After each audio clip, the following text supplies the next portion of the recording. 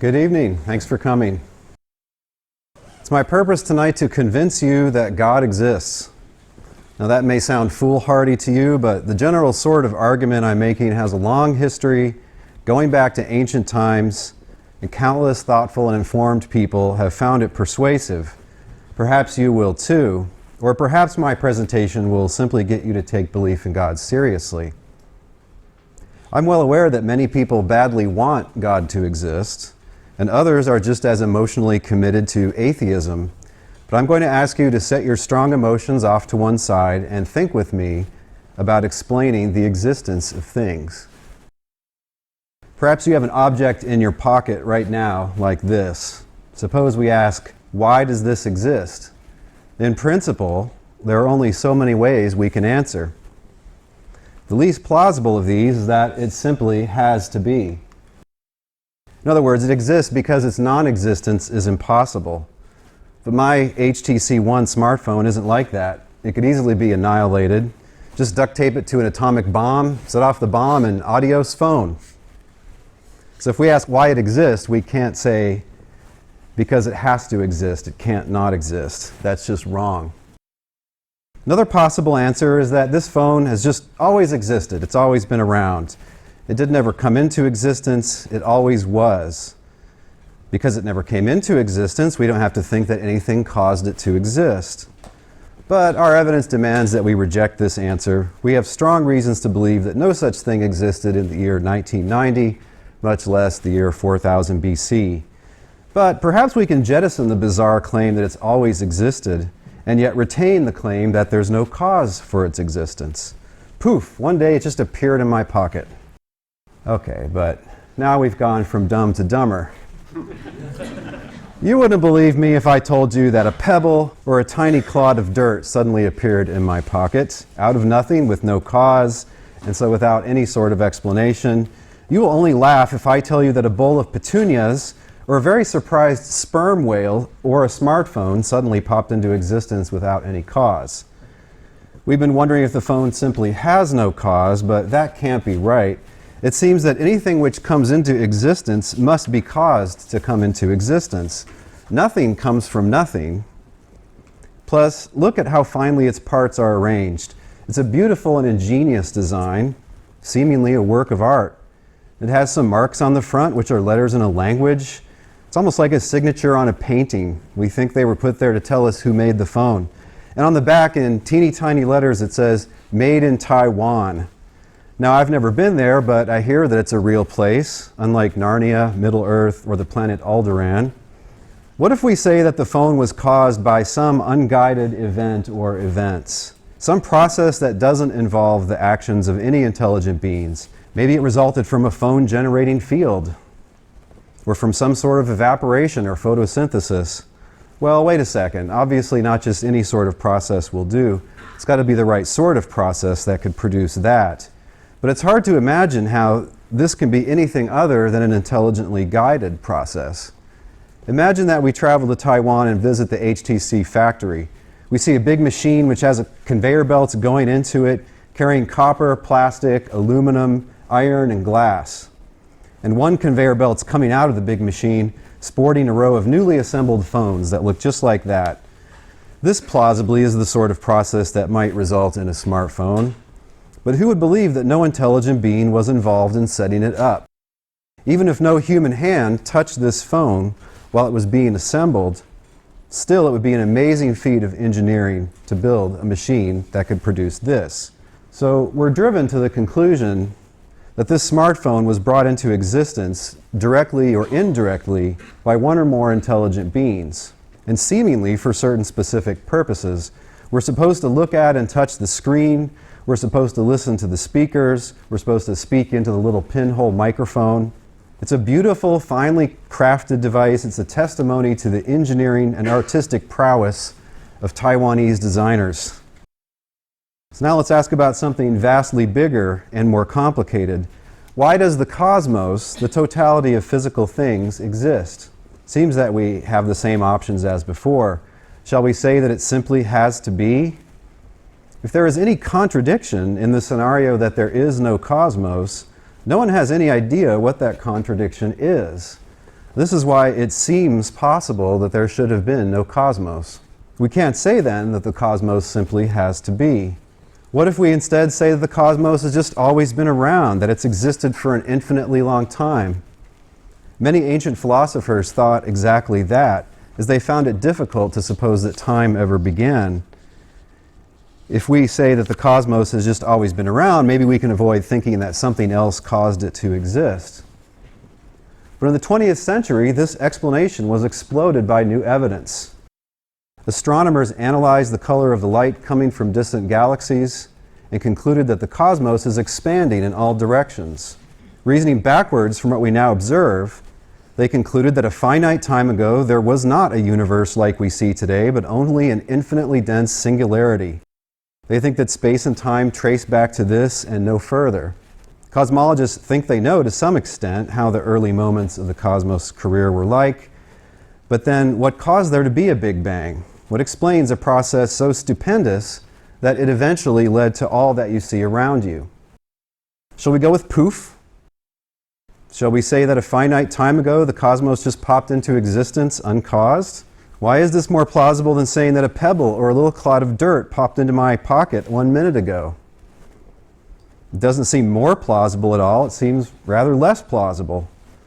This cosmos is an amazing, super complicated, sublime thing, the secrets of which our best minds are only starting to reveal.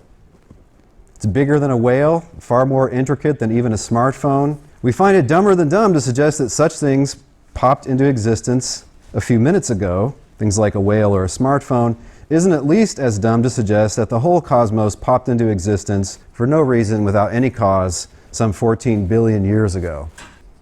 To avoid the dumbest suggestion yet, a few will resort to our dumbest theory. Why not say that the cosmos caused itself to exist? How about that? Well, we can't say that because it's obviously impossible that anything should cause itself to exist. Think about it for a minute. It'd first have to not exist, and then while it doesn't exist, it has to exercise a power. Things that don't exist don't have powers. That's just nonsense. It'd have to have a power to cause itself to exist, and it'd also not have to have any powers because it's non-existent. So it has powers and it doesn't. Okay, well that's just unbelievable. We have to think that if the cosmos came into existence, something else caused it to come into existence. What sort of thing might this cause be? It'd have to be some non-physical thing because the cosmos is the totality of physical things. It couldn't be just some process operating according to the laws of nature. As far as we know, those only apply to the cosmos. It looks like it must be a being, not a mere process. And one would think it would have to be very powerful and very knowledgeable to pull off such a stupendous feat as creating the cosmos. Red alert. Sounds like God. This is precisely why a famous physicist coined the derisive term Big Bang for this process. He was mocking it as something unbelievable, ridiculous, religious. He didn't want science to toss up a volleyball for the theist to spike. But physicists and cosmologists have been tossing up many such volleyballs in recent years. They do this by asking how the cosmos would be if various factors were changed by unimaginably tiny amounts. These include the basic physical constants, such as the force of gravity, the fundamental laws of nature, and the initial conditions with which the history of the cosmos began. Being a philosopher, I'm not the person to explain all of these to you, but innumerable scientists can. There's a vast literature on what is called the apparent fine-tuning of the cosmos for the emergence of conscious embodied life. Each one of these basic factors seems contingent. It seems that it could be much different than it is, and as best we can tell, these factors are independent of one another.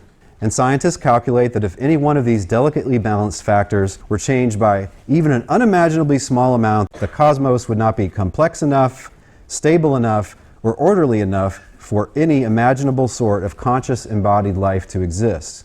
More than 24 such factors have been discussed in the literature. It seems that out of all the possible ways the cosmos could have been, only a ridiculously small portion of those ways would allow the evolution of beings like you and me.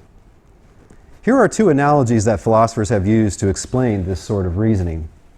Imagine that ISIS captures you and they decide they're going to execute you. You see the commander randomly grab passing soldiers to form an ad hoc firing squad. Ready, aim, fire. But all you hear is 10 clicks. Why are you still here? Is it possible that each soldier getting his ammo from different sources just happened to have a dud bullet in the chamber of his weapon at that moment? It's possible, yes, but ridiculously unlikely. It's overwhelmingly likely that someone meant for you to live. Maybe they're just screwing around with you. Maybe they're trying to torture you, or maybe the commander's secretly on your side. Again, imagine that you have an old school radio with not one but 10 independent tuning dials, each one with 360 possible positions. This radio can only pick up one radio station, and to do that, each one of the 10 dials must be in a certain position, and that position is different for each of the 10. Let's say that you order one of these guys off eBay, and you know how it works, and as soon as you get it, you plug it in, you turn it on, and it's tuned in. It's getting that one radio station.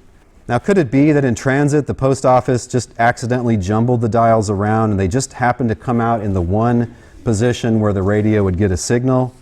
It's possible, but it's wildly unlikely. Its probability is 360 to the 10th. That's the chance that they're going to randomly come out so the station's tuned in. You'd be forced to conclude that someone had intentionally tuned it into the station, though it's possible, barely possible, that the 10 dials just happened to get into the right position. Back to the cosmos, we're forced to conclude that some one or more beings who would exist even if the cosmos did not exist intentionally tweaked the laws of nature, the initial conditions, and the fundamental constants of physics in order to make possible the emergence of conscious, embodied life. And they must have had astounding supernatural power and astounding knowledge, being able to predict the consequences billions of years ahead. It follows that Carl Sagan was mistaken when he famously asserted that the cosmos is all there is, or was, or will ever be. But why think that the cause of the cosmos is God? We've already noticed the cause of the cause or causes of the cosmos must exist independently of it, must be capable of intentional action, and must be incredibly powerful and knowledgeable. That sounds like a God, doesn't it? What else might it be? But is there anything like God's signature on the cosmos? Anything remotely like the letters HTC or Made in Taiwan on my phone? Arguably, there is.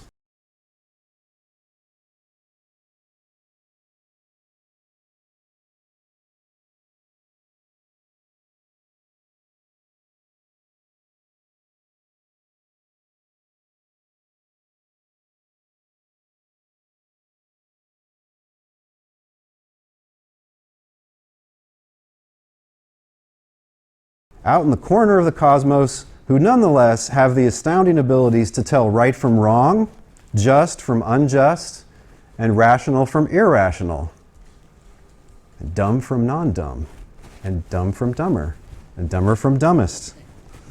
These little creatures sometimes cure diseases, form lifelong friendships, and compose symphonies. They can be stunningly beautiful in mind, body, and moral character. Of all the animals, only they even consider preserving species and environments, and only they can figure out how. All of this speaks to the goodness and staggering artistic prowess of the cause or causes of the cosmos. Did evolution produce this? I think so. But it's astounding that it should. Who set things up that way? Just as our factory alone doesn't explain the existence and features of my phone, so evolutionary processes alone don't explain why the cosmos is such as to allow evolution, or why such godlike beings eventually resulted from it. Now, why think there's only one intelligent source of the cosmos? The answer is because one is all we need. A basic criterion of theory formation is simplicity. If we have two theories that are otherwise comparable, but the first is much simpler than the second, we strongly prefer the simpler theory. Suppose we unearth an ancient statue like this one. Obviously, this object did not just arise from unguided processes, but how many were involved in its production? We suppose, one, until there's some specific reason to think that more than one must have been involved. Just so when it comes to the cause of the cosmos. One super good, super smart, super powerful source of the cosmos is enough. We don't need more than one. At this point, I imagine a few of you are dying to interject, "Who made God then?" Now, strictly speaking, this is irrelevant. I've been arguing that we should think that the cosmos has a cause, and the most plausible candidate for that is God. To establish that, I don't need to tell you what the cause of that cause is. If we find a paw print in the dirt, and I reason that it was probably made by a mountain lion, I really have explained why the paw print is there. I don't have to also explain why the mountain lion exists or why he was walking this way recently. Some imagine that the "who created God" statement is a killer objection to theism. But actually, the joke is on the objector. Remember that God is supposed to exist independently of the cosmos. He's, so to speak, already there when the Big Bang happens. So at no time could God come into existence, and God's existence couldn't depend on any physical factor, such as gravity, food, oxygen, temperature, etc. The objector foolishly overlooks that God is supposed to be the sort of being which in principle couldn't have a cause. Demanding to be told what or who caused God is like asking what's north of the North Pole. And notice that it has not been a part of my argument that all complexity must be explained by some designer. Being vast in knowledge, a being like God would have some complexity, but he couldn't have been caused. The sort of God monotheists believe in is supposed to be a unique, uncreated creator of all else, who is independent, non-physical, eternal, necessary, and great in power, knowledge, and goodness. Finally, some will ask, why not this guy instead? The flying spaghetti monster. I knew you were thinking this, some of you. If you haven't heard of the flying spaghetti monster, I apologize for this digression. Why not say that this invisible, undetectable being created the universe after a heavy night of drinking? For one thing, it's not even clear that the idea of the flying spaghetti monster is coherent. Are we to think that pasta would exist even without any physical cosmos? Do you know what pasta is? For another thing, we know this is a fictional character, created as a way to mock evolution-denying creationists. Absolutely no one seriously claims to have been touched by his noodly appendage. Things are quite different in the case of God. This is not supposed to be a fictional character, and it's certainly not a fictional character invented by sniggering white college boys. Countless smart and informed people have actually believed in a being like this. Some of these people are among our best and brightest. Great scientists like Isaac Newton or Francis Collins, or great philosophers like John Locke or Alvin Plantinga. And countless people claim to have experienced God in various ways. In prayer, in the observation of nature's glories, in the pages of a book, or even in an audible voice or a burning bush. These people are found in all cultures and in many religions. Some seemingly sane and good people have even claimed that this Creator sent them as a messenger to the rest of us. So asking me why not the flying spaghetti monster is like asking me why don't I think that Oompa Loompas made my smartphone. I don't think they're real. And if they were real, I don't think they'd be up to making a smartphone. They seem to only be competent at little song and dance routines. Let's be serious. Now, even if you've never met a Taiwanese person, you probably know someone who has. And you surely know someone who believes that they have experienced God. According to a 2014 survey, 83% of American adults say they're absolutely certain or fairly certain that God exists. Probably most of these, at least occasionally, have some experience which they consider to be an experience of God. This widespread testimony that they've experienced God is independent confirmation of our fine-tuning reasoning. Just as our evidence about the HTC company and the nation of Taiwan confirms our reasoning that this phone was intelligently made, so this admittedly more controversial evidence confirms our reasoning that the cosmos must have had a godlike cause. Again, A great many sane, smart, and good people believe in and say they've experienced or even communicated with the Creator of the heavens and the earth, with a good, generous, powerful, provident parent of creatures. Now, admittedly, not all such alleged prophets are equally plausible. Admittedly, some people have been in the religion business for personal gain, but I commend to you the search for any genuine messenger. You would think that our Maker would take an interest in us and would reach out to us. Thank you.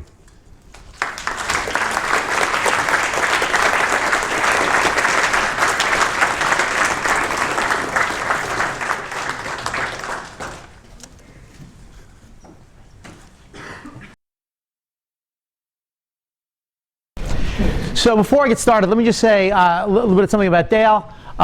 As a colleague, Dale's an incredible intellectual, incredibly bright, incredibly organized. A lot of what I think about this issue I've learned through him. He wouldn't agree with my conclusions, but a lot of it comes through his brilliant insights, and he's also a good friend. So it's just a real pleasure to be up here with Dale. With that in mind, I'm going to argue for atheism, and I'm going to suggest to you that you should be an atheist as well. Okay, so what's my thesis? God does not exist. Straightforward thesis. What are the concepts I'm going to involve here? Okay, by God I mean a perfect being. Now, a related notion is that of a greatest possible being. Okay, a greatest possible being is greater than every other being in any world in which he exists, and he exists in all worlds. So the idea is the greatest possible being is going to be the greatest across all possible worlds. Possible world sounds like a fancy term, it really isn't. It's just a way things could have been. So for example, you could have attended Brockport, you could have attended Geneseo, but you attend Fredonia. Those are just ways things could have been or possible worlds. And there's an issue here as whether the perfect being is a greatest possible being. I'm going to suggest that the theist is probably locked into that view. But in any case, for now, I'll just be neutral on it. But what do I mean by greatest? What makes one being greater than another? One being is greater than a second if and only if the first has more intrinsic moral value than a second. That is, greatness is to be understood in terms of intrinsic moral value. Some theists will say, well, that's not what I mean by greatness, but then I'm at a loss. I mean, if you're not talking about intrinsic moral value, then what are we talking about? By intrinsic moral value, I'm talking about things that are good in and of themselves. So for example, if you look at the picture on the left, you know, the mother and the daughter enjoying themselves reading next to each other. You have sort of pleasure, you have virtue, you have friendship. You might think those things are valuable in and of themselves. That's an example of intrinsic moral value. Whereas things like money and cars are not intrinsically morally valuable. They might lead to other things that are intrinsically more valuable, but they themselves are extrinsically or just a means to a valuable end. God is a perfect being. I'm going to suggest that we should understand that perfect being is the greatest possible being, and greatness is to be understood in terms of intrinsic moral value. I'm going to give you two arguments for atheism. The best arguments for God's existence fail, and the problem of evil is a fatal problem. So here is the argument that the best arguments for God's existence fail. If God exists, then the ontological or cosmological argument is sound. That is, I claim the best arguments for God's existence are the ontological argument, and I'll cover that in a second, or the cosmological argument. Dale gave you a version of the cosmological argument. He said, look, where did the cosmos come from? They had to come from some sort of independent or self-explanatory being, and hence God exists. So he gave you a cosmological argument. The ontological argument is going to argue that God has to exist in virtue of his being perfect. And I'm going to argue that those are the two best arguments for God's existence, and they both fail. So premise 2, P just means premise. It is false that the ontological or cosmological argument is sound. Hence, God does not exist. And the two pictures show perfection, right? God gets a 10 across the board. The idea he exists in terms of his perfection. And the other one shows the story of that the world rests on elephants, which rests on a large tortoise. And the idea is that you need some sort of foundational explanation for where things come from. By analogy, you need a foundation on which the world rests.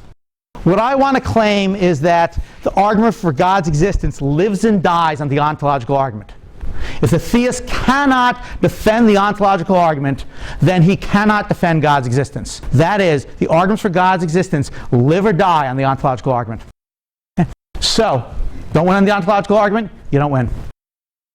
cosmological argument, the idea is the cosmos come from somewhere and they come from God's hand. Let's look at the ontological argument. So we're going to look at the bottom one for a technical reason. The bottom argument says that if the greatest possible being is possible, sorry for the terminology, but there's no way of getting around it, be a little bit technical. If the greatest possible being, the best being, the being that's better than every other being in every possible world is possible, then he necessarily exists. The idea is that necessary existence is a great-making property. Why? Well, you might think that independence is great-making. It's good that you exist independent of other beings, that no one gave birth to you, that there weren't random or contingent events that brought you about. You're just independent of everyone around you, and the idea is that is a great-making property. Premise 2, the greatest possible being is possible. The idea is that the notion of a greatest possible being is not a contradiction. And if it's not a contradiction, then it is possible or it exists in some possible world. From those two, hence the greatest possible being necessarily exists. So the argument, what does premise 1 rest on in the modal ontological argument? It rests on the notion that independence or necessary existence is a great-making property. What about premise 2? Premise 2 rests on the notion that God does not involve any contradiction or inconsistency. So let me actually just review the argument in a little more depth. So premise 1, if the greatest possible being is possible, then he necessarily exists. And this consists of 3 assumptions. If the greatest possible being is possible, then he exists in a possible world in some scenario. If the GPB exists in a possible world, then he exists in all possible worlds. That's part of what it means to have necessary existence. And if something exists in all possible worlds, then it necessarily exists. Premise 2 rests on the notion that the greatest possible being does not involve a contradiction. And if something does not involve a contradiction, then it's possible. From those two, it's thought that the greatest possible being necessarily exists. Now note this argument is purely based on abstract reasoning. There's no physicists, no chemists come in here. Just involves concepts. Just involves abstract reasoning. If you're thinking, well, how can you show that a concrete being exists just from abstract reasoning? You're well on your way to being skeptical of this argument. In fact, this argument fails for a whole host of reasons. I'll just go over a few. Premise 1, modal independence. Necessary existence is simply not a great-making property. Imagine a being that is just like God, perfectly, all-knowing, all good, all-powerful, but who is not so great in other worlds. Would that make him have less intrinsic moral value?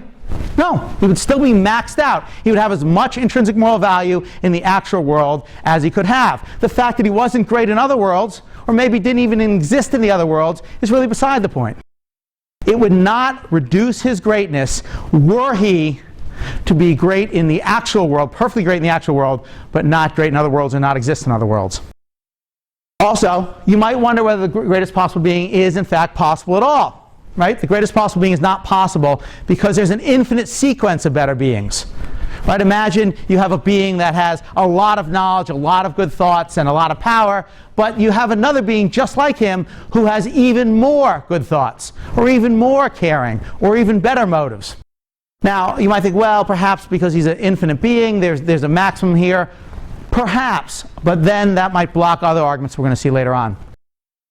Also, so long as a contingently great being is possible, right, in some world, let's call it beta, some scenario, the world in which you attend, let's say Brockport, if in that world there is a greatest possible being, right, let's call him Danny Bonaducci, and he's the greatest in the beta world but not in any other world, if that's possible, then it's not true that there's a being who's greater than every other being in every world. And lastly, the ontological argument supports the existence of the devil. Right? You just run the same argument. Existence is a worst-making property for evil beings.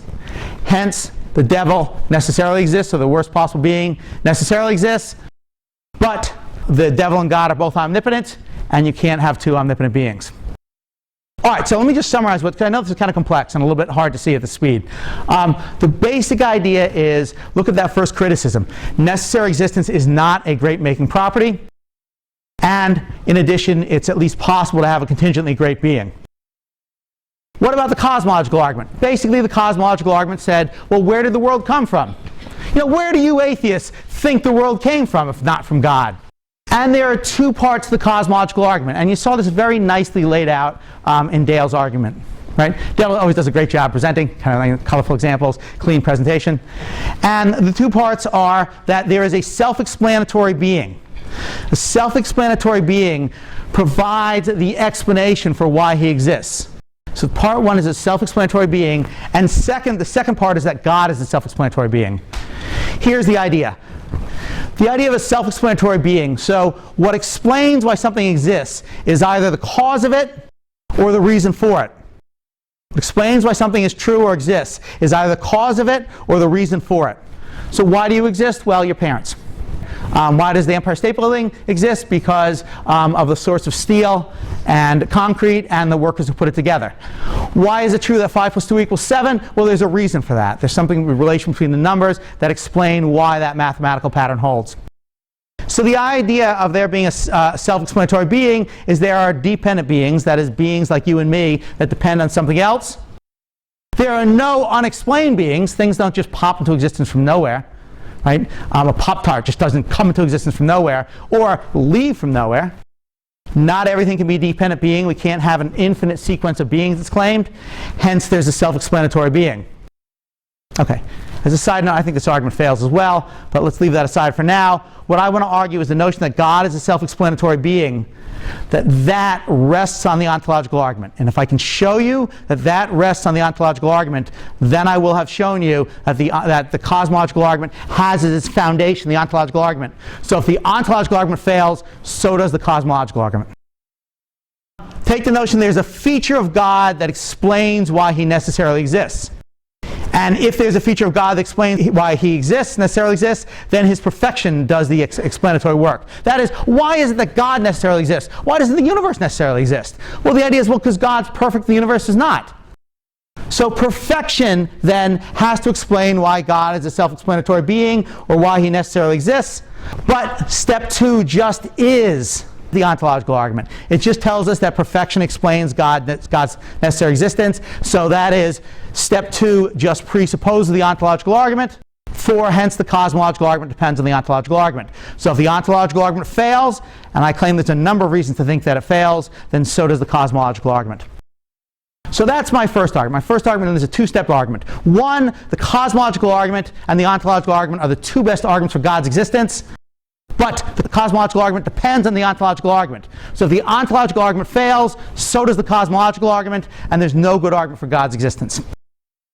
Second argument I give is just the problem of evil. You're all familiar with this. People have been, usually you learn this somewhere in middle school.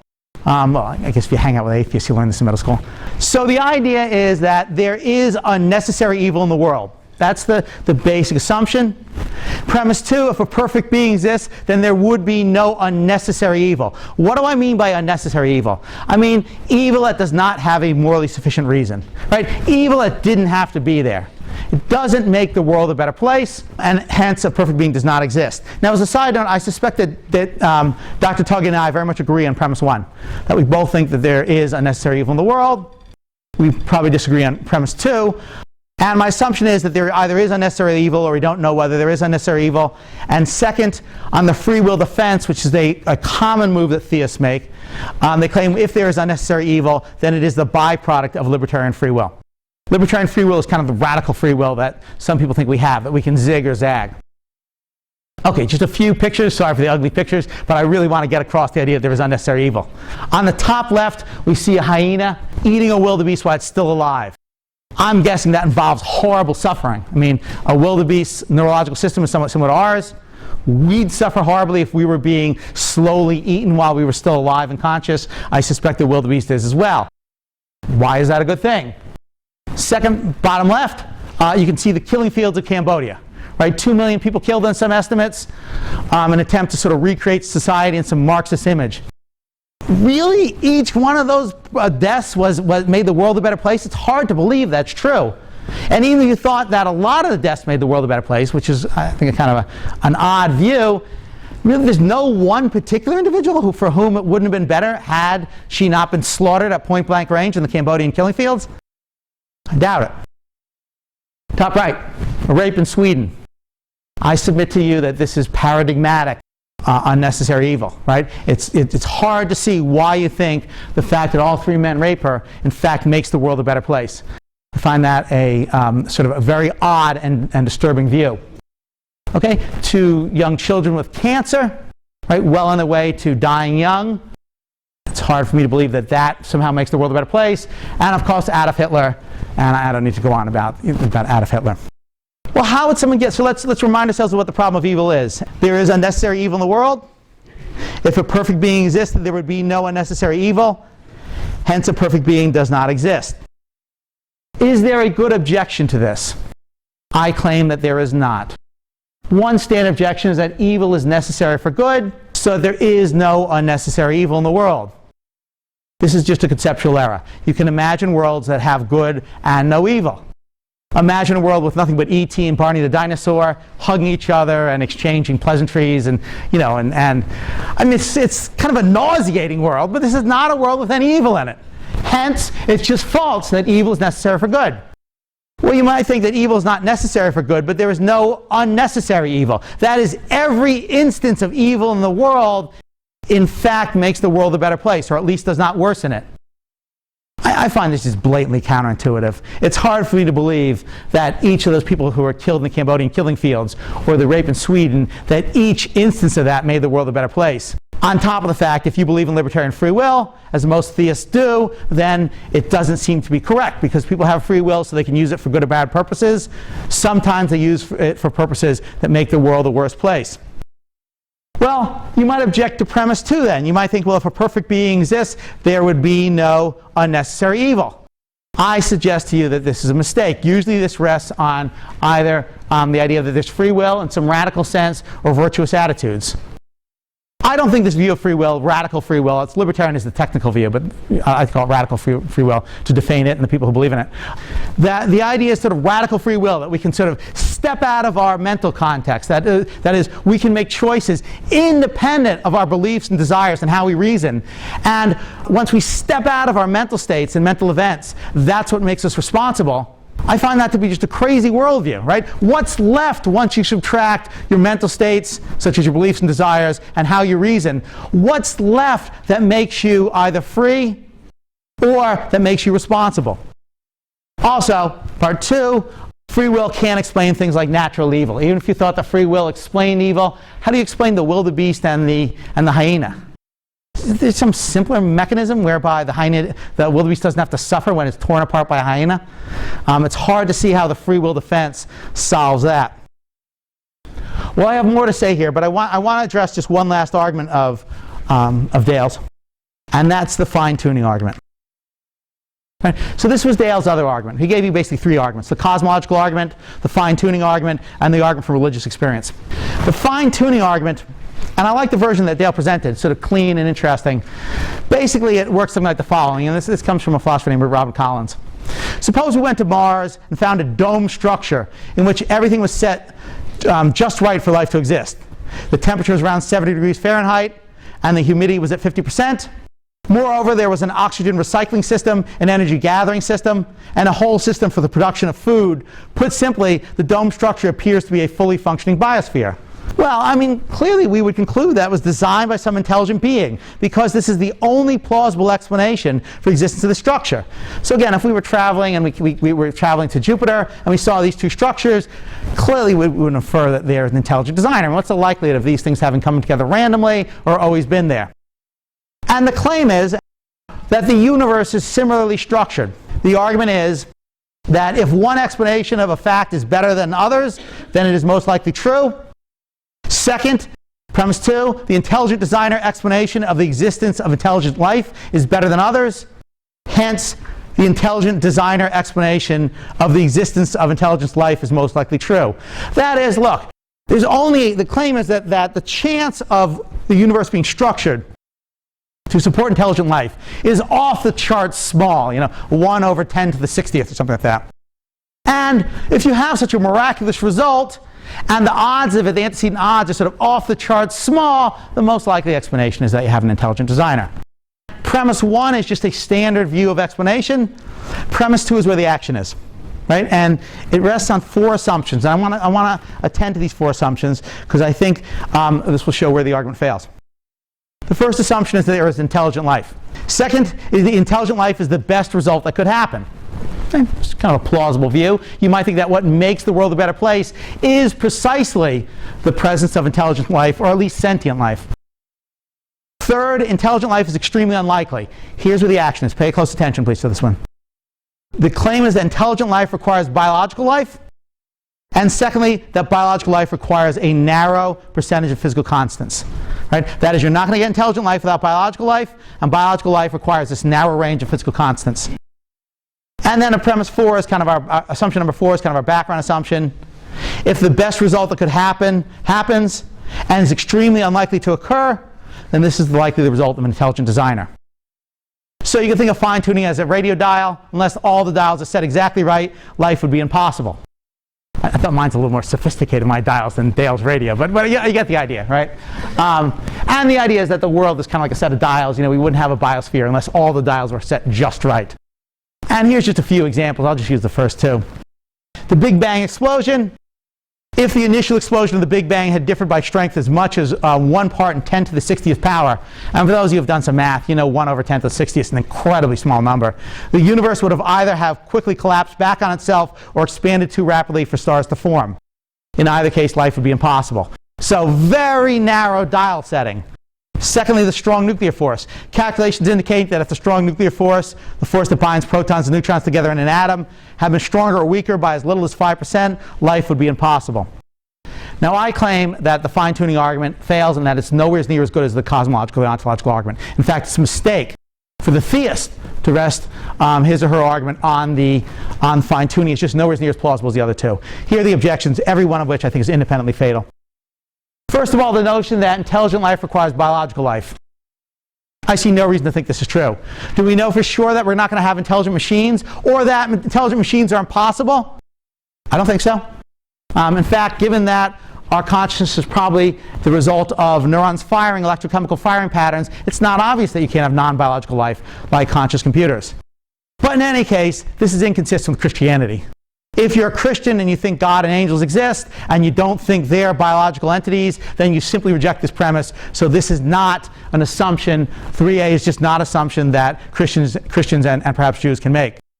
Second, biological life requires a narrow range of constants. That is, each one of these dials had to be set just so the probability is extremely small. I just don't think there's any reason to think that's true. How do we know that moving one dial doesn't move the other? How do we know that those dials aren't all causally connected? In fact, we don't know that. So it might be that the likelihood is not all that small, because if we change one dial, we change all the other dials, they're causally connected. We'd have to know that that was not the case. The other thing is, even if you show that the universe has an intelligent designer, let's say you've shown that, then the claim is, and that intelligent designer has to be God. That last step, again, is going to get the theists in trouble. Okay? Why? Ask yourselves a simple question. Who designed God? Well, if someone designed God, if God's the result of someone else, then he's not independent and he's not the greatest possible being, right? At least on the theistic account. On the other hand, if no one designed God, if he's self-explanatory, that is, he provides the explanation for his own existence, then we're back to the ontological argument. Or if desirable outcomes don't need a designer, like God, why couldn't the universe have come about without a designer? So it's a basic dilemma. Who designed God? And there's two possibilities. Either someone did, in which case God loses his independence or his necessary existence, or no one did, in which case we're back to the ontological argument. All right, so lightning quick summary of what I've argued. I've argued that the case for theism lives and dies on the ontological argument, and that the ontological argument fails. When the ontological argument fails, it pulls down the cosmological argument with it. And fine-tuning doesn't have a ghost of chance of working. Not only is it inconsistent with what we know about the possibility of consciousness and the Christian and Jewish doctrines, it has an odd view of the way in which these factors are independent, and in any case, it probably depends on the ontological argument. All right, that's it. Thank you.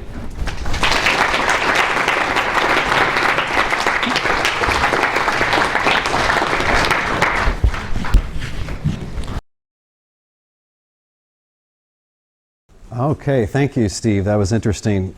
I don't think that Dr. Kershnar, though, has effectively rebutted the case that I made. Notice that my case was that God is the best explanation for fine-tuning that we observe. He did not present another explanation and show that it's better. There is one explanation out there that philosophers have discussed. It's called the multiple universe hypothesis, and it's really out there. I'm going to maybe leave that for the Q&A time since he didn't present it.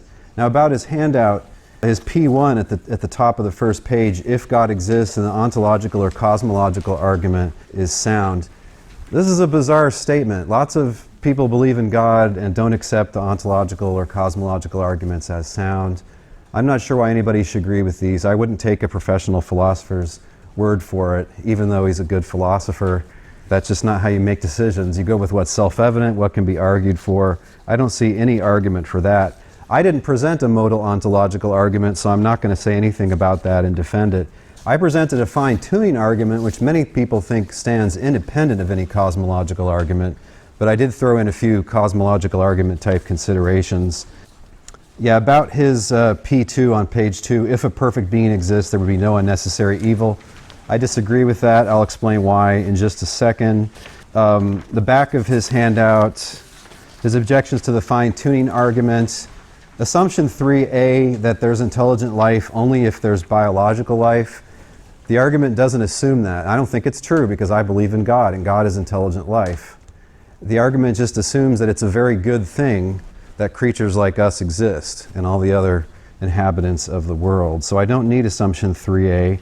3B I agree with. Biological life requires a narrow range of physical constants. He doesn't like the idea that God's existence doesn't need to be explained in terms of anything else. But all he told you was that you have to have the ontological argument to reasonably say that. And I don't think he said enough about that to persuade us that that's so. Again, we can maybe talk more about that in the Q&A.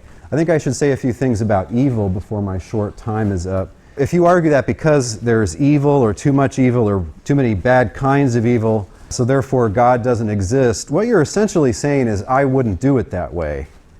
Well, maybe you wouldn't, but it's hard for little critters like us to imagine what a super powerful, super knowledgeable, super good creator would do. I don't go opinionating about how brain surgery should be done because I don't know jack squat about brain surgery. If I observed it, I might think that they're going about it all wrong. I might think they're killing the guy, but I'd have to remind myself that they know a lot more about brain surgery than I do. In short, God may have reasons for allowing various evils, even though we don't know what those are. I don't think we should assume that there are specific reasons for every evil that's allowed. I agree with Steve, there are gratuitous evils. And so I deny that if God exists, there can't be any gratuitous evils. If you unleash beings with a high degree of free will, you're not thereby intentionally bringing about whatever they freely do. You're merely allowing certain things. Steve doesn't believe in free will, so he doesn't think this makes sense, but I don't have time to defend belief in it right now. You might, though, ask, why would God allow so much freedom? Well, here are three very general sorts of considerations. Of course, this won't explain why your mom got cancer or why your cat got crushed in the garage door opener and things like that, but they're very general sorts of reasons why evil would be allowed. First, there's the value of freely chosen love. It's plausible that our Creator would want people to love Him, but is not willing to force that love. But then He must allow people to defy Him or even to hate Him. Imagine you could give your child a pill that would guarantee that she'll love you forever. Would you do it? I'll bet you wouldn't. I wouldn't do it. You'd rather take the risk of losing her. You'd rather hope that she will freely choose to be a good and loving daughter and not disown you. So you too place a really high value on freely chosen love. For a similar reason, you wouldn't want to use a love spell on somebody that you hope will fall in love with you. Second, if we're going to be able to control our environment, the laws of nature will have to be extremely regular. But then if you jump off a cliff, you will go splat. Our laws of nature and the way we're built imply that heads can get busted. But for all we know, these are the best set of natural laws that could be had. We have no idea what a better set would look like. Now you might say, why can't God just intervene constantly to prevent evil? It's a picture of Steve at home. Not really. He's a much higher quality of atheist than this guy. You might say, well, why doesn't God just constantly intervene and prevent evil? So you go to kick your dog and your foot disappears for a second. You go to yell at your wife and all of a sudden you lose your voice. Well, one answer is this. This would take away your freedom to ignore God. He'd be like a dad that's attached to your hip. He goes everywhere you go. He's always up in your business. This would severely restrict your freedom. His interventions, if he makes any, have to be rare and ignorable so that you can continue your career as a big bad internet atheist. Finally, for all you know, the age of evil is finite. Theistic religions usually teach that at some future time, God will forever do away with evil, at least with moral evils. If time goes infinitely forward, this age of evil will be an infinitesimally small proportion of all of history. Right in my chart here, if that's the age of evil where that square is, that's the 14 billion years so far. Pretty soon the age of evil is over with. I mean, that makes it look like it's 100th, right? But it's not even a billionth of all of history, according to theistic religions. If the rest of this history is pretty great, then from this perspective, it may easily have been worth it to allow evil to run amok for a comparatively short time. Now, I've not argued for Christianity in this debate, but my point now is, for all you know, this is how things will look from a broader perspective. And because of that, you can't infer too much from evil that's been going on for thousands, possibly millions of years. Okay, thank you.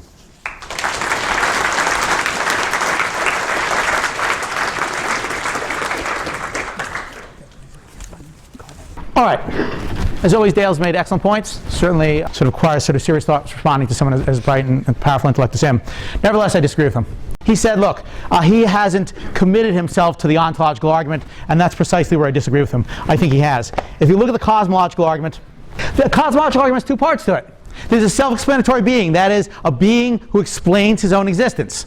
Again, I actually don't think this argument's a good one, but even if you thought there's a self-explanatory being, you still have to show that it's God. In virtue of what would God be the self-explanatory being? You can't just say, look, I'm just going to assume that if there's a self-explanatory being, it's God. Because someone might ask, well, why can't the universe be the self-explanatory thing?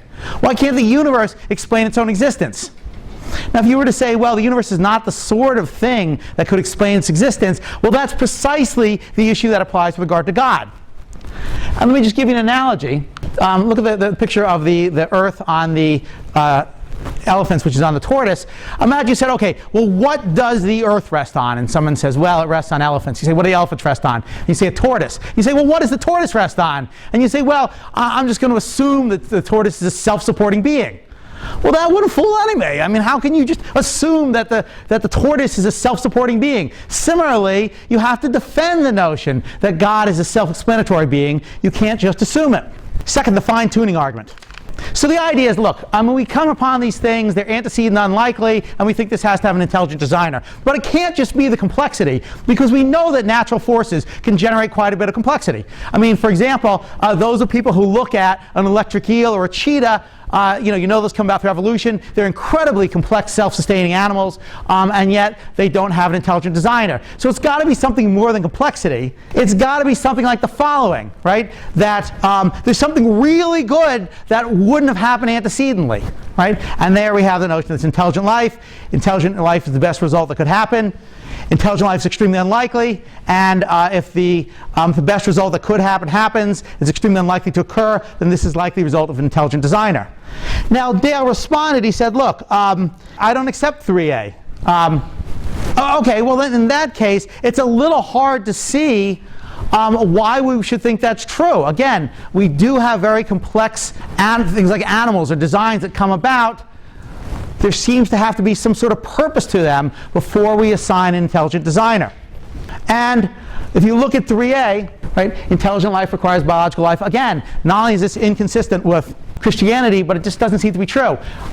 Dale said he disagreed with the notion that the dials are causally linked, but we haven't seen any reason to think that they're not causally linked. I mean, how do we know at some fundamental level they're not causally linked? But in any case, the ontological argument still rears its ugly head, right? We still have to ask, who designed God, either someone or no one? Either part of the dilemma presents a problem for the theist. Now, just one last thing. Dale brought up religious experience. Shouldn't we put some weight on the fact that people have experienced God? I would argue there are three reasons we should not. One, none of this stuff has been scientifically validated. And without scientific validation, we often don't put weight on people's experiences. People have experienced UFOs, right? They've experienced contact with dead people. They've experienced leaving their body during surgery. Should we put credence on any of those beliefs? I mean, they're widespread, Why put very much, if any, weight on those experiences? Third, people have often experienced an impersonal, godless universe. If we're taking into account experience, why doesn't that experience count? So in short, I think the ontological argument still is a linchpin for theism. Independently, I think that the problem of evil is fatal. But it's a linchpin, and I don't think it works. Okay, that's it. Thank you.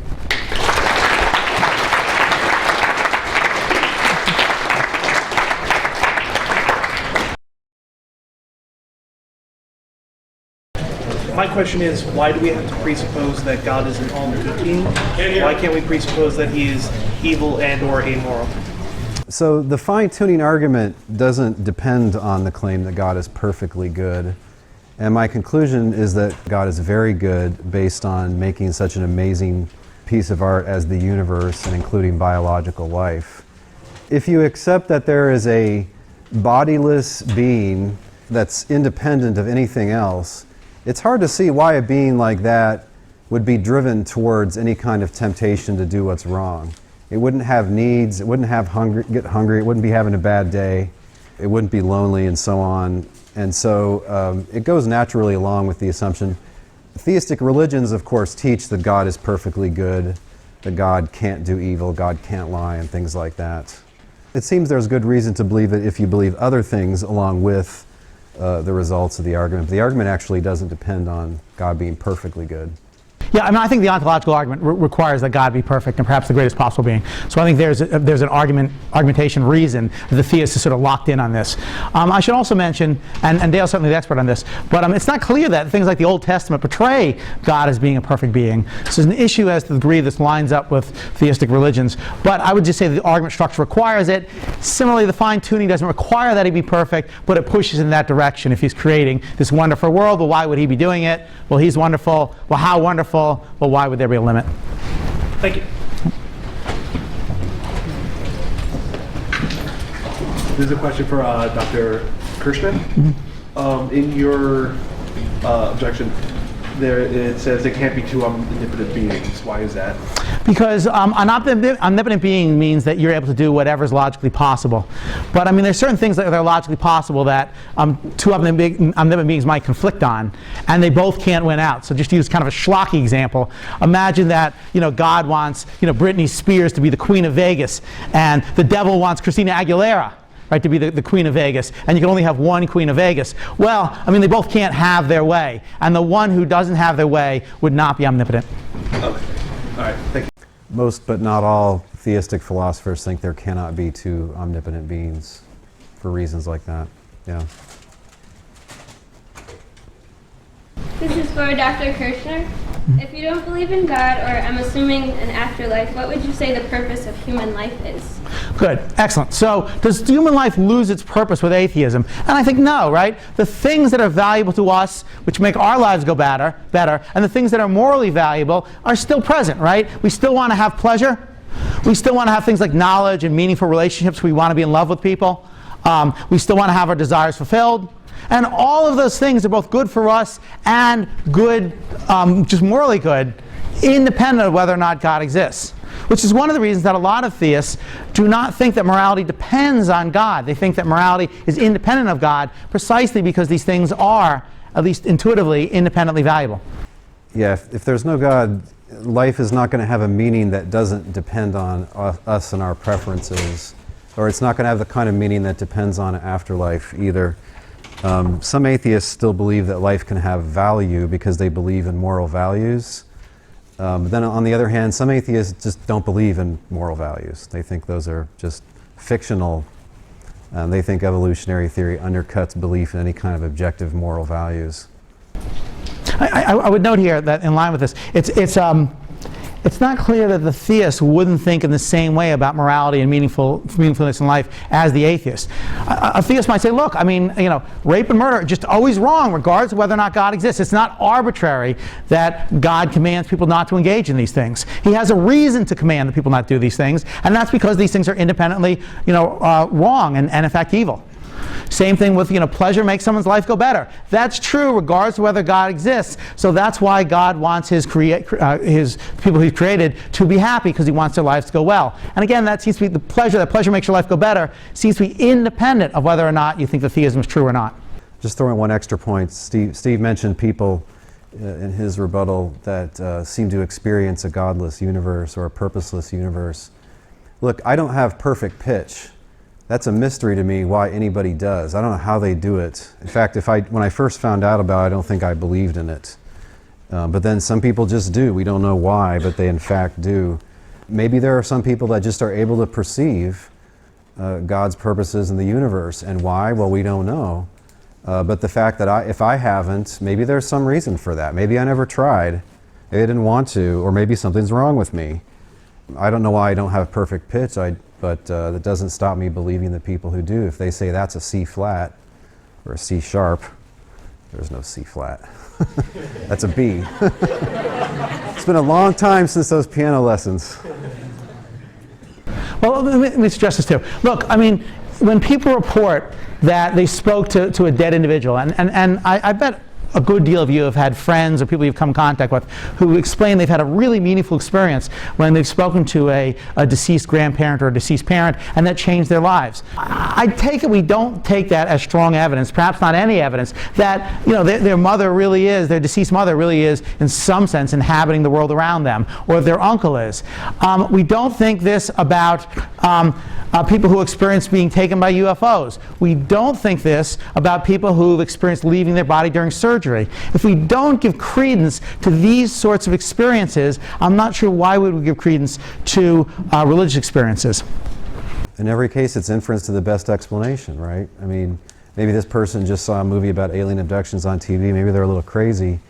But look, the inference to the best explanation could point you into the direction that it really happened. It just depends what it is. If there are a few cases of near-death experiences where people say they were outside their bodies, where they do appear to have information that they only could have had when they had no brain activity and no heart activity. Okay, well, you could see why that would confirm that they really were out of their body, if that's right. So it depends. There can be lots of explanations that don't involve the experience being accurate. And that holds for religious ones too, right? If I just took a bunch of LSD and stayed up for 4 days straight and drank 20 beers, and now I say I experienced God, well, we're going to think maybe your brain's malfunctioning. Although you would have had a good time on the way. So Dale and I agree about the inference of the best explanation. I think he's right. We do have to look at the particular instances and particular beliefs. I claim that, look, just in general, we are very loath to admit empirical evidence when it doesn't meet the basic canons of scientific verification. And I would suggest to you that this is such a case. Okay. So I don't know if this is an issue of free will, but this is a question about how would you explain why some people who have believed in God their entire life suddenly feel forced to not believe in him due to events like the Holocaust, for example? If that makes sense. Why would God allow that event to happen if they feel that they're being forced to lose their belief? Yeah, that's a particularly tough case of the problem of evil. Why God allows people to lose belief in God. I mean, the first thing I would say is that beliefs I don't think are voluntary. I don't think anybody just chooses what to believe. And you just find yourself having certain beliefs, and it depends on what evidence you've seen and kind of how things strike you. It's not very hard to imagine somebody who's been through a Holocaust having an experience where it just seems like there's no purpose, or the beliefs that they had as a child growing up in the Jewish part of Poland, why they would find that not plausible. Look, people who believe in God get pretty mad at God sometimes. They obviously don't know why these things have been allowed to happen, and they're protesting because they don't think they should have been allowed to happen. So I don't know what to say as far as a general answer. A person like that could very well shift back into believing in God when they thought about it a little bit more, because maybe they overlooked something, or maybe there's some kind of non-rational factor involved. There are always those things to worry about. Thanks, that's a good, tough question. Appreciate it. Hey, so my question is, like in a world, like say like that there isn't God, why would like that world have to be like not have any purpose? Like, let's say that in order for anything to have a purpose in existence, there needs to be something that is experiencing that existence, to give that existence any kind of purpose, right? So why is it that it would have to be like on the theistic side? Why would it have to be God? Like why can't like reality be governed by, say, like some kind of a pool of consciousness? Like all that is experiencing is itself, which is reality itself. Why can't that just be, you know, each a droplet in a pool of consciousness or an ocean of consciousness? This is a question for me, right? I'm not sure I understand. I'm not sure I understand the last part of it. What, this is an alternative hypothesis to believing in God? It's another potentiality. The pool of consciousness? Is there any, but there's no thing that's conscious, it's just consciousness running wild by itself? Is that, why does like God have to be the very thing that gives anything purpose? Oh, okay, yeah. You know? So you could distinguish between subjective value and objective value. Subjective value is just that somebody likes something. Right.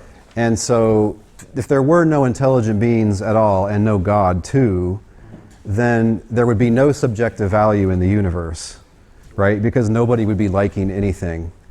Now, myself, I believe in objective value. If a planet full of intricate, let's say, plant life got destroyed, the universe would be, so to speak, poorer off because of that. So I think there are objective values, and there's no simple formula to like telling how valuable a thing is. I mean, I think a person is worth more than an electron. I think a mouse is worth more than a pebble. It's not a matter of size, but it's a matter of the intrinsic value would seem to, philosophers say, supervene on its other qualities. If it has intelligence, if it has consciousness, if it has experience. I do think that there would be objective value to living things and other things, even if God didn't exist. But what there wouldn't be is the kind of meaning that requires that you're, you know, going along with God's purposes, engaging in something bigger than yourself, that type of thing. There wouldn't be that type of meaning. Does that make sense? Yeah, I see what you mean. Thanks. And on this one, actually, Dale and I agree. I do think objective value is independent of what God wants or values, and otherwise would be arbitrary, right? Why would he say that, look, you should fall in love, you should know things, you should be virtuous, you should experience pleasure? Presumably there's some reason that he tells us that we should pursue these things. If it didn't, it would be arbitrary. He could just as well have said you should pursue misery, or you should pursue cruelty, or abandonment. Even the notion that God is all good, right? If by goodness we just mean whatever God prefers, or if it just refers to whatever it is that God likes or values, then God is all good would just mean that God is preferred or valued by God. I mean, that's not getting across what the theist himself thinks, which is that God is all good in some sort of independent notion of goodness. As a side note, if in fact there is no objective morality, yet again the ontological argument fails because we lose what it would mean to be the greatest possible being. My question is, why does free will, maybe I missed this, negate the existence of evil, or it's not a valid argument for why it exists? So Dale and I have different views about free will. A side note, Dale's done, is published on this, and dissertation on this. He is an expert on free will. But that said, I think this version of free will is mistaken, right? This is the idea that you really can sort of step outside your mental states and how you reason, and then decide how to behave. So up until the time you make a decision, the idea is that even holding every one of your mental states fixed, what you believe, what you desire, and how you reason, it's still open for you to do one thing as opposed to the other. And the luck objection, which is what I'm using here, just says, look, that's arbitrary. Once we screen out your mental states and how you reason, there's nothing left that's attributable to you. And if there's nothing left that's attributable to you, it can't be what makes you free, nor can it be what makes you responsible. So the idea is that the sort of radical free will, libertarian free will is the technical term, that the theist needs to account for evil is just not a very plausible view of what makes people either free or responsible. Yeah, so if you believe in what's called libertarian free will, it has nothing to do with a political party by that name. It's just, it means that you're able to choose freely, and before you chose freely, you could have withheld or made a different choice. So it's a kind of freedom that implies having actual alternatives. And the thing is, by definition, you can't give beings freedom like that and then control everything they ever do with it. Because you'd be giving them that kind of freedom and not giving it to them. If you give beings that kind of freedom and you want them to be able to choose to become good or bad people, some bad stuff's going to go down. And it's not stuff that you wanted to happen, it's stuff that you foresaw could happen. But that's the idea, that God is willing to make that trade-off. He doesn't think that works because he thinks this concept of free will is just incoherent. Well, this is the kind of free will that arguably most people believe in. I don't think it's been shown incoherent. Dale is absolutely right about that most people do have this view of free will. Let me just give you a quick example why you might think it's incoherent.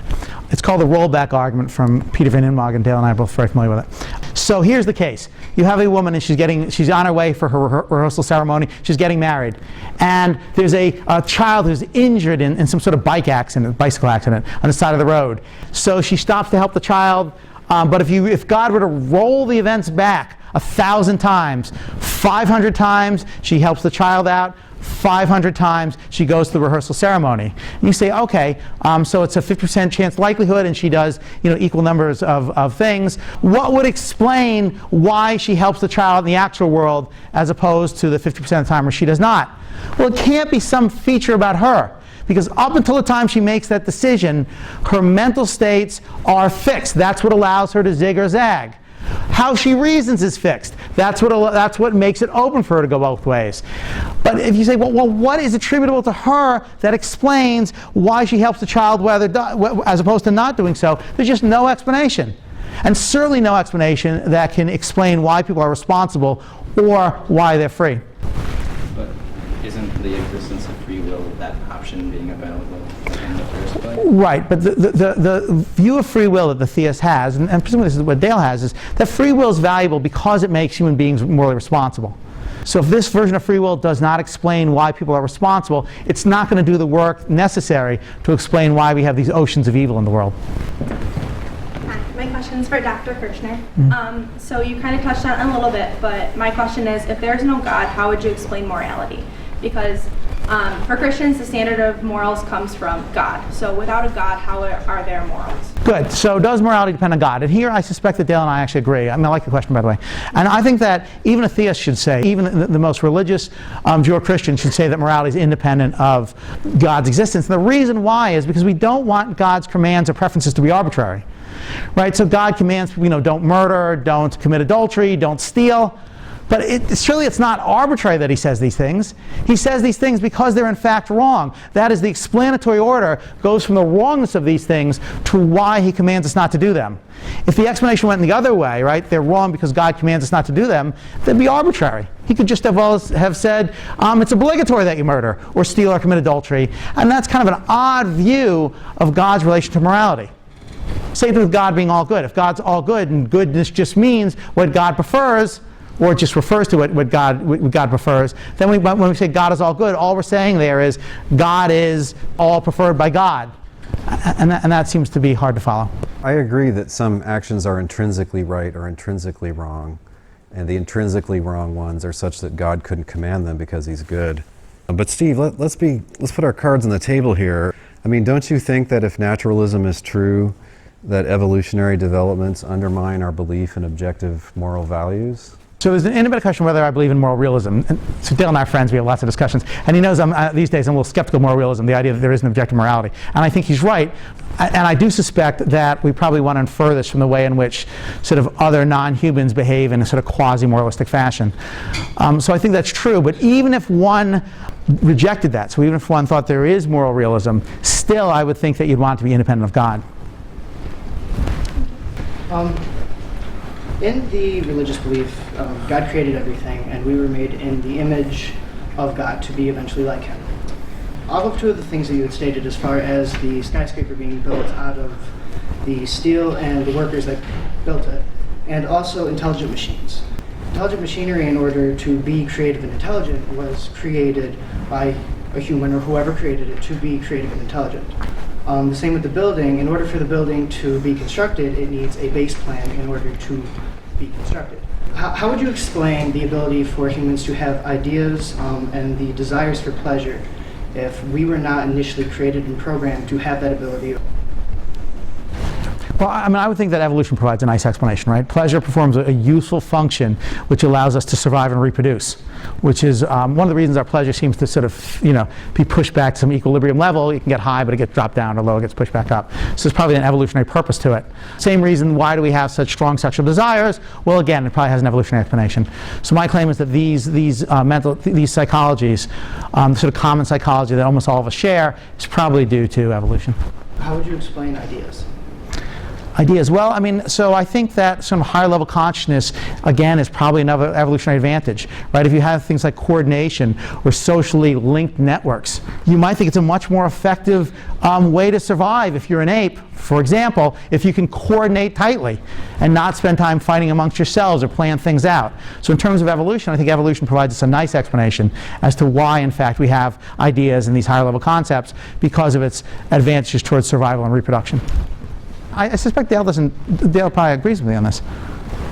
Well, you said a bunch of things there. I'm not sure if I agree with all of them, but since he brought up intelligent machines, I wanted to throw in this point that, right, so biological life, as we know it, seems to require quite a lot. It requires a lot of carbon and all kinds of things. And so sometimes people say, well, what if there's non-carbon-based life forms? What if they're intelligent machines? But yeah, but these physicists and cosmologists, when they're discussing what the cosmos would be like if you tweak some of these things by 1/1000th of whatever, sometimes you just don't even get stars and planets, and you have like one or two kinds of atoms in the universe, and you just don't even have enough complexity even to have intelligent machines. So I mean, this is really out there, hard to imagine stuff. Some of these scenarios are so chaotic so as not to allow any kind of organized complexity, it would seem. Right, but I'm not sure that you need physical beings to have consciousness if you have God. I mean, if God can exist independent of some sort of physical embodiment, it's not clear why he can't create intelligent creatures that are independent of physical embodiment. I don't know enough about angels. I know apparently there are 9 types, but that's what I know about angels. I don't know if they're physical or not, but if they're not, it's not clear you need physical complexity to get angels. Angels are a red herring. I mean, we're trying to discuss the fine-tuning that's observed in the universe.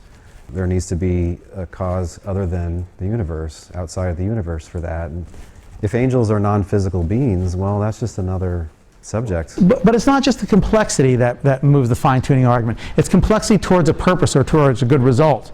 Again, a cheetah is an incredibly sophisticated machine, but we don't think that it had a designer because we have an explanation for this. We need something like an incredibly small likelihood of something happening and that result being either really good or having a purpose, and that's what signals that the fine-tuning argument is in operation. And that's what I claim is just not is not something we're entitled to do. Could you guys be able to touch on the multiverse argument really quick? You mentioned it during your rebuttal, I think. Yeah, so this is another explanation of fine-tuning that some people take seriously. They're agreeing that the universe appears to be finely tuned, and they're saying here's an alternate explanation that doesn't involve God.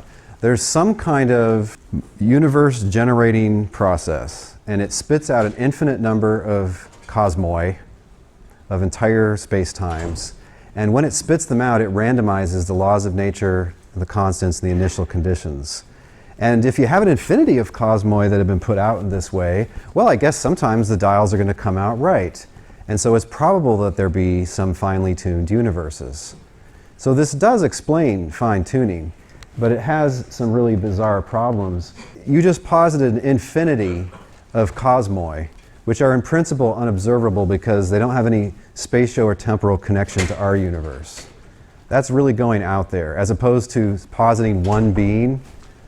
Also, what is this imaginary cosmos generating process that randomizes the variables? I mean, it sounds like it would be some kind of amazing machine, so to speak, that would have to be finely tuned itself. And if so, then it just kicks up the explanation that's needed to another level. You'd still have to appeal to God, even to have that. I mean, the worst thing is it's infinitely less simple than theism. And if anyone takes it seriously, my question is, are you willing to believe anything to avoid believing in God? Because this explanation looks really bad.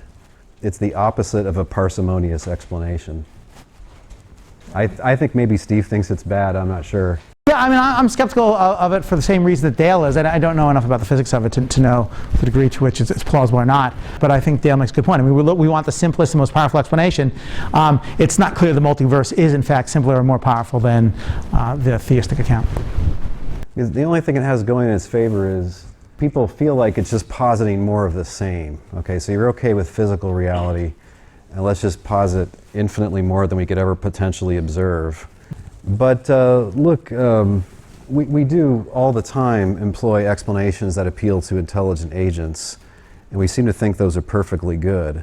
And if we have to be talking about something beyond the cosmos, I don't see what's so terrible about supposing a non-physical being as an explanation. So again, I think simplicity is a big deal there. And whereas some people claim they've experienced God, absolutely nobody claims that they've experienced any other cosmos.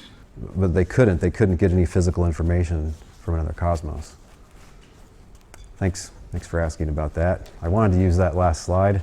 You guys mentioned a lot about probabilities, both of you, and quantum mechanics, everything's probabilistic, so everything is probabilistic. But when you bring it to infinity, things start to fall into place. So my question is, if, say, the human race just lives to infinity, we just never cease to exist, and all the way through time we continue to exist. We discover things all the time, so if we were to, over an infinite amount of time, explain everything possible, is there even a point to a God, or does that kind of usurp the position that God could exist if we can explain everything over infinity? So you're imagining that, 1,000 years from now we can explain why every one of these factors is exactly the way it is? Yeah. I guess that would undermine the fine-tuning argument then. There are other arguments for God's existence, and it wouldn't touch the point about religious experience. But, I mean, these are rock-bottom constants. And why do we think they're contingent and could be different? It's because we just can't see any necessity to their being that way. Why do we think they're independent? They just seem to be independent. Yeah, it could turn out that we discover some further facts. We have some major scientific revolutions, and we find that some of them are connected. But look, take a couple of those dials and tie them together. You still get really outrageous probabilities that things are finely tuned, even if you tie a couple of them together. And by the way, 10 is a simplification. There are more than 24 of these factors that are cited in the literature. And also, for all we know, in 100 or 500 years, science will just pile on more apparent fine-tuning. That's kind of the trend that's been happening in the last 50 years. They just keep coming up with more examples. The more cosmologists think about this stuff, the more weirdly, precisely balanced factors they keep finding. I'm just not sure what the evidence is that the dials are in fact not causally linked in some way. There's a lot of things in science that we discovered later on are causally linked that didn't at the time seem that they were causally linked. But leaving that aside, I mean, I kind of think, look, the question is, does the intelligent designer, does that depend on the ontological argument? And you can say, well, it doesn't, but then you think, well, same sort of issue applies. I mean, who intelligently designed God? And again, either you have someone or no one, and it seems that either path is going to head you down into problematic areas. So even if Dale were right, even if these dials are independent and the probabilities are off the charts small, I'm not sure that the intelligent designer explanation and put in terms of God solves it, because we still want to know, okay, well then why is God the intelligent designer? Note also that the God hypothesis assumes not just that he's an intelligent designer, but that he has all these other properties, right? That he has things like he's all powerful, he's all good, he's all knowing, or at least some compatible set of those, even if doesn't have an infinite amount of those three. So we want to know, is there some explanation that explains both why he's the intelligent designer and why he has all these good features? We need some sort of explanation of that, and that's where I think we run into trouble. And that's where the ontological argument becomes central. One little point. Steve doesn't like this idea that the buck should stop with God. He wants to say it's cheating somehow, but I don't think he's very clear about how. He seems to think that you have to have a sound ontological argument, which again I don't want to get into, to believe in this, right? But what you have to have is a being that exists prior and independently of the cosmos. So they would exist whether or not there was a cosmos. And the suggestion is that there is an ultimate source of all else. So he can't have a source. He can't be caused. If you say who designed God, I think that entails that God was caused, right? Again, you're asking what's north of the North Pole. You're just not getting that this is supposed to be an unoriginated source of all else. What explains his necessary existence? I think it's just explained by the fact that he, if it's a fact, it's explained by the fact that he exists and is independent of anything else. So I actually think when someone says God's independent, they're just saying he's a self-explanatory being. I think they're just repeating that term in a different guise. They haven't said something new. And in terms of why I think it relies on the ontological argument, I mean, here's the idea. Look, imagine I said the cosmos are the self-explanatory being. That is, they are the thing that explains everything that follows from it. It doesn't have to be the planets. It could be the matter. It could be the time. It could be the space or some combination of those. And you might say, well, the cosmos themselves don't look like this self-explanatory entity. That is the thing that explains everything else. And I say, okay, maybe not, but in virtue of what? Is God a plausible self-explanatory entity and the cosmos not? There has to be a further explanation, and the further explanation is what's got to cause a need for us to focus on something like perfection or greatest possible being or something along those lines. And again, imagine, by analogy, imagine the earth rests on these elephants and the elephants rest on the tortoise. And I say, yeah, but what does the tortoise rest on? And you say, look, this tortoise is just a self-supporting being. Well, I mean, surely there's something more that has to be said here. If someone said God is independent or self-explanatory, assuming those mean the same thing, then again, I would say the same thing. Surely there's something more that has to be said here. Well, you want to know what the difference between God and the cosmos is, Steve? Look, the cosmos is the sum total of physical things. Now, all the physical things that we know about depend for their existence on certain conditions for their existence. They can come into existence and go out of existence. They're physical things. Now, things get pretty weird and hard to imagine when you try to describe the Big Bang process at the beginning of it. But look, still, for any physical thing, we can suppose that it doesn't happen. And that's just how physical things are. And God's not supposed to be a physical thing. He doesn't seem to demand a cause. I mean, even that's true for any individual physical thing. It's not clear it's true for all physical things. And I claim, look, in virtue of what do we think that God is independent of things in a way in which physical objects are not? We need an explanation here. Hi. I mainly have a question for you. You seem to really reject the idea of free will. Mm-hmm. Does that mean you would argue for determinism? Because then you could go back a billion years and everything that was taking place a billion years ago would determine everything that's happening right now. And then how would you have all those choices? Like you said, the lady that goes and helps the child that falls off of her bike, how would she make those decisions if it was already determined? So I'm not sure if I think determinism is true because I don't know enough about quantum indeterminacy at a fundamental level. But the point is, would the presence or absence of determinism change the degree to which we're responsible? And I claim the answer there is no. So whether things are determined or whether there's quantum indeterminacy, that's going to have no effect on whether or not we're responsible for what we do. Because, again, the idea is that our actions are still flowing through our mental states and decisions. Maybe that's responsibility grounding, maybe it isn't. But nothing about radical options changes that. Well, thank you all very much for coming, especially you for staying.